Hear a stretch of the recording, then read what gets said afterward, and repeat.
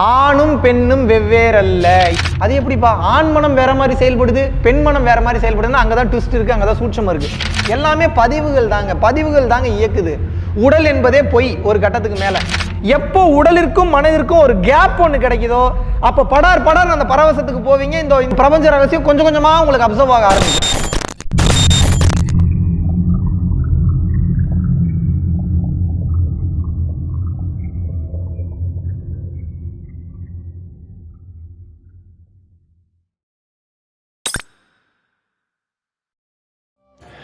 Hi, என் பேர் Divya.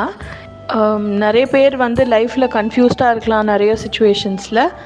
But நம்ம Mahavishnu sir கொடுத்த கான்ஃபிடென்ஸ், அவரோட கிளாஸில் கொடுத்த கான்ஃபிடென்ஸ் கண்டிப்பாக இட் ஹாஸ் மோட்டிவேட்டட் மீ. இதை கண்டிப்பாக விடாமல் பயிற்சி பண்ணி இதே மாதிரி நல்லதை I wish to spread it to every one around me. And I really pray and hope that Paramporul Foundation grows to infinite heights. My hearty wishes and goodwill to the foundation, to the volunteers and to Mahavishnu sir. Thank you for today's session, and I'm very grateful to Kanchi Vishwanatha Swamigal for his arul, for இன்னைக்கு நான் attend பண்ணதுக்கு ஒரு opportunity கொடுத்ததுக்கு. Thank you so much. குருவே சரணம். அனைவருக்கும் வணக்கம். ஆணும் பெண்ணும் வெவ்வேறல்ல, இரண்டும் ஒன்றுதான். இந்த புரிதல் வந்துவிட்டது என்றால் ஒன்னஸ் அப்படின்ற கான்செப்டுக்கு வந்துடுவீங்க. இறைவன் யாருன்றது தெரிந்துவிடும், புரிந்துவிடும். என்னப்பா குழப்புற, அது எப்படிப்பா ஆண் தன்மை பெண் தன்மை ஒன்றாகுன்றீங்க? நல்லா புரிஞ்சுக்கங்க. இப்போ ஒரு ஆண் இங்கே நீங்கள் நிப்பாட்டுறீங்க, ஒரு மேல் நிப்பாட்டுறீங்க, இங்கே ஒரு ஃபீமேலை நிப்பாட்டுறீங்க அப்படின்னா பாடி, முடி, அந்த உடல் அமைப்பு அதுதான் வேற மாதிரி தெரியுமே தவிர மற்றபடி இந்த ஆணை இயக்குவதும் அதே மனம்தான், இந்த பெண்ணை இயக்குவதும் அதே மனம்தான். குழப்பிக்காதீங்க, நல்லா மறுபடியும் புரிய வைக்கிறேன். ஆணும் பெண்ணும் உடல் அளவிலும் பார்வை அளவிலும் தான் வெவ்வேறே தவிர, ஆனால் நீங்கள் தெளிவாக புரிந்து கொள்ள வேண்டும், உணர்ந்து கொள்ள வேண்டும், இந்த இரண்டு உடலையும் இயக்குவது அதே மனம்தான். ரெண்டுத்துக்கு டிஃப்ரென்ஸே கிடையாது. அது எப்படிப்பா? ஆண் மனம் வேற மாதிரி செயல்படுது, பெண் மனம் வேற மாதிரி செயல்படுதுன்னா அங்கதான் ட்விஸ்ட் இருக்கு, அங்கதான் சூட்சம் இருக்கு. மனதை விட்டு ஒரு படி மேலே போயிட்டீங்கன்னா ஆன்மாக்கு இப்போ போக வேணாம், விட்டுருங்க. அதுக்கு சுத்த பிரம்மா அது. அதை பற்றி பேசணும்னா சும்மாவே இருக்கணும், அது வேற மாதிரி போகும். இப்போதைக்கு உலக வாழ்க்கைக்கு கொஞ்சம் நான் பேசுகிறேன், நல்லா புரிஞ்சுக்குங்க.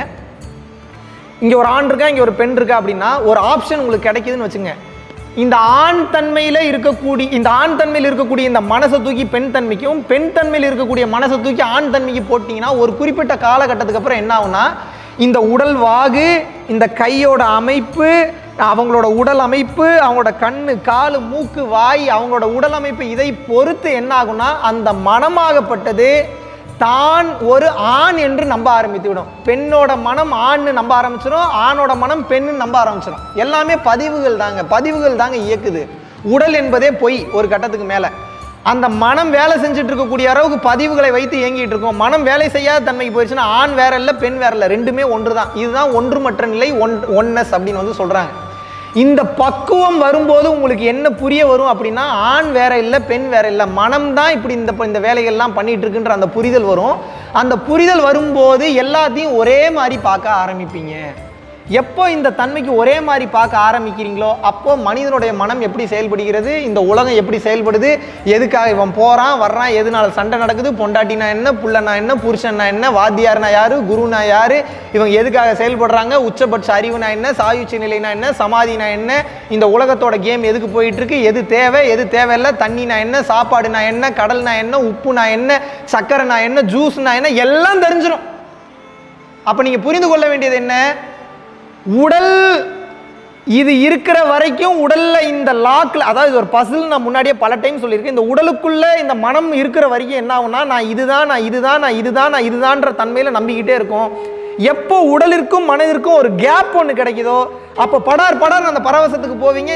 இந்த பிரபஞ்ச ரகசியம் கொஞ்சம் கொஞ்சமா உங்களுக்கு அப்சர்வ் ஆக ஆரம்பிக்கும். அப்ப அட் த எண்ட் நீங்க புரிந்து கொள்ள வேண்டியது என்ன, உடல் தான் வெவ்வேறே தவிர உள்ளே இயங்கும் மனம் ஆணிற்கும் ஒரே மாதிரி தான் இயங்கும், பெண்ணிற்கும் ஒரே மாதிரி தான் இயங்கும். அந்த உடலிற்குள் இருக்கும் வரை அது எப்படி இருக்குன்னா, இது ஏதோ நான் பெண்ணா இப்படி தான் இருக்கணும், இப்படி தான் குனியணும், குனியும் போது மறைச்சிட்டு குனியணும், ஒருத்தங்களை இப்படி தான் பார்க்கணும், எனக்கு இதுதான் தேவை, இது தேவையில்லை, யாராவது என்னை லிப்ஸை பார்க்குறாங்களா, கண்ணை பார்க்குறாங்க, இது பெண் தன்மையில் இருக்கும்.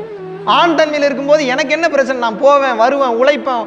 ஏன் இந்த உடலிற்கு தகுந்தாற் போல உங்களது மனம், மெய், வாய், கண், மூக்கு, செவி, ஐம்புலன்கள் வழியாக ஒவ்வொன்றும் அப்சர்வ் ஆகும்போது உடல் தன்மையை பொறுத்து ஒவ்வொன்றும் அப்சர்வ் ஆகும்.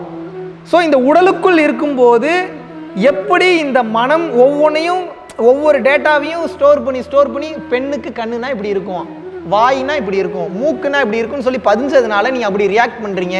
எப்போ உடலிற்கும் மனதிற்கும் உங்களுக்கு கேப் கிடைக்குதோ அப்போ இந்த ரகசியம் பூரா புரிஞ்சிடும். ஆக மொத்தம் பார்த்தீங்கன்னா ஞான நிலை வந்தவனுக்கு நன்றாகவே தெரியும், ஆண் வேறல்ல பெண் வேறல்ல, ரெண்டுமே ஒன்று தான். இதை புரிந்தவன் தான் பிஸ்தா. நன்றி, வணக்கம்.